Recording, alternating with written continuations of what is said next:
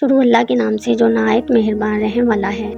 اور کوئی جان جس کی حرمت اللہ نے رکھی ہے ناحق نہ مارو، اور جو ناحق نہ مارا جائے تو بے شک ہم نے اس کے وارث کو قابو میں دیا تو وہ قتل میں حد سے نہ بڑھے، ضرور اس کی مدد ہوئی ہے۔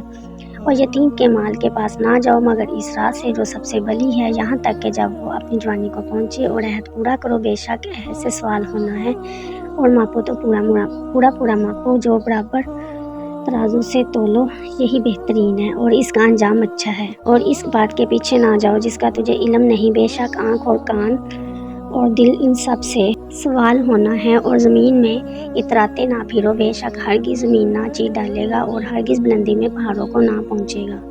یہ جو کچھ گزرا ان میں ان کی بری بات تیرے رب کو ناپسند ہے۔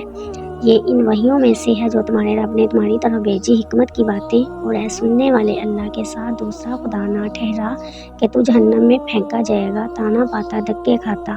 کیا تمہارے رب نے تم کو بیٹے چن دیے اور اپنے لیے فرشتوں سے بیٹیاں بنائی؟ بے شک تم بڑا بول بولتے ہو۔